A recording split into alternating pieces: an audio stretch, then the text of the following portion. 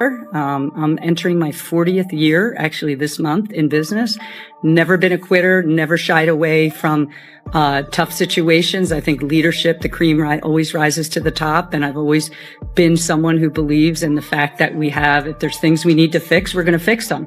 If there are things the players have a perspective on that they don't like that we're doing or I'm doing, we'll fix them, Malika. So I think there's a point in time when obviously there's a lot of, and I said emotion, passion, whatever you want to call it, about what's going on right now. The league has grown enormously over the last 5 years. It's incredible. The room didn't just change. It fractured. Screens went dark, decision makers locked up, and one name sent shockwaves through the entire league: Caitlin Clark. If you're seeing this as it breaks, hit like and stay tuned, because this situation is accelerating fast. It didn't begin with noise either.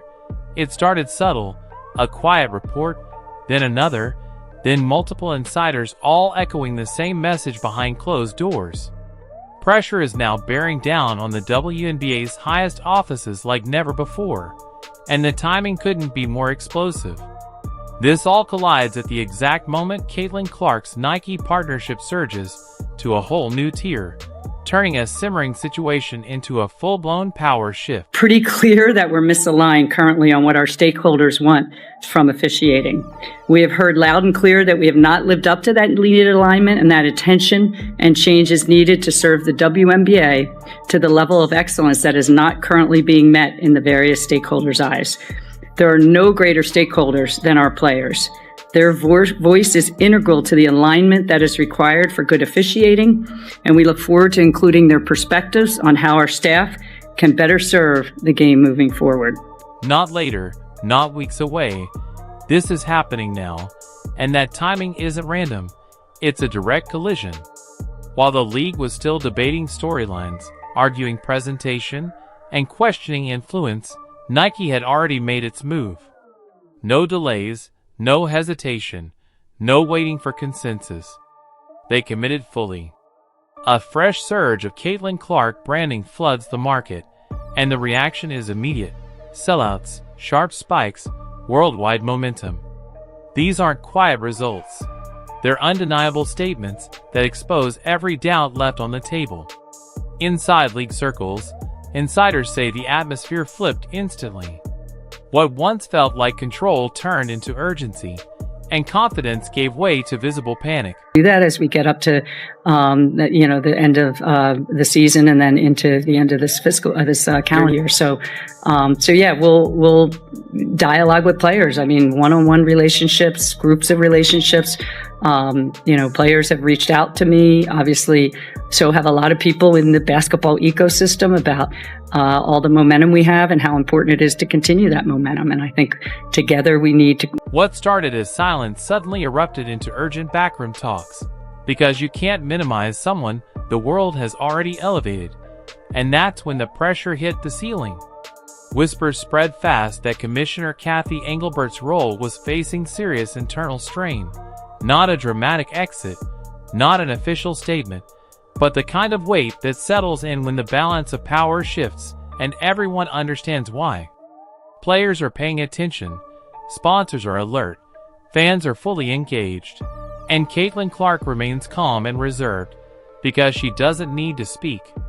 Every time her name trends, every time a campaign rolls out, every time her jersey moves faster than projections ever suggested, the contrast grows sharper. The league attempted to control the moment. Nike turned it up. And that difference is exactly where the tension lives. It is an incredibly isolating thing, and you don't really understand it until you go through it. And then I think the challenge for myself was just, it was one injury, and then it was like a little better, and then it kind of continued to compound and get worse, and, other things pop up. And then I had the ankle injury. So it feels nice to finally be back to 100%. And in a way, at the end of the WNBA season, obviously I did everything I could to try to be able to come back and, be able to play for my team. But, it just didn't really work. I think that was almost a way of relief for myself, just knowing that, I gave everything I could to possibly try to play, but my body just wasn't really letting me. And then, I continued to rehab, and now feeling back at 100%, it honestly took. Inside basketball's business core, Insiders say this was never about a single contract. It was about control.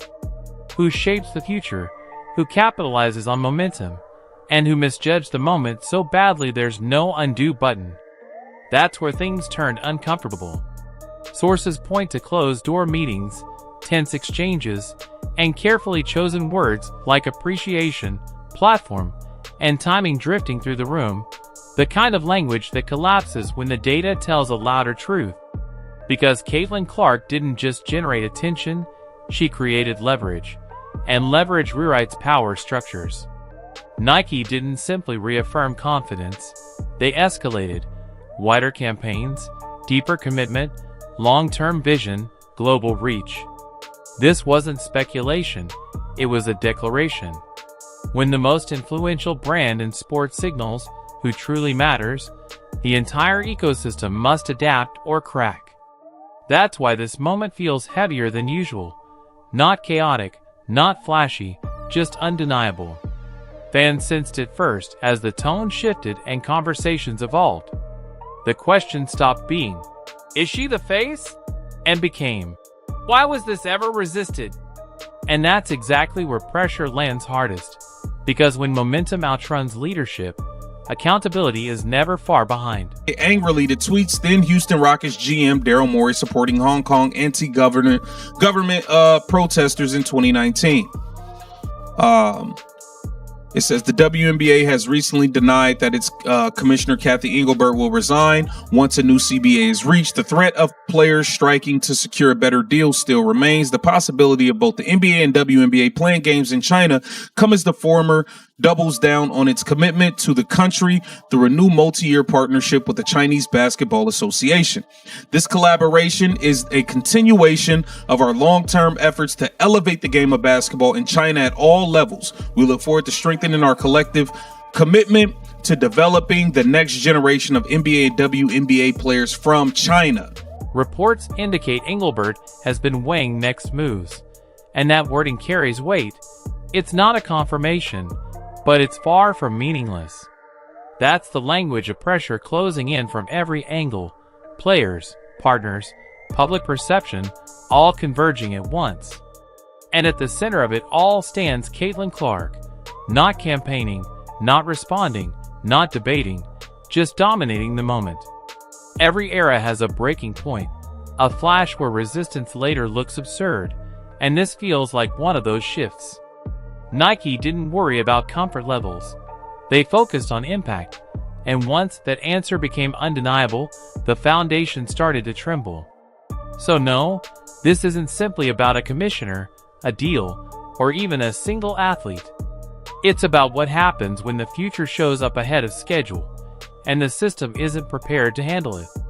Because whether the league acknowledges it now or later, the reality is already set.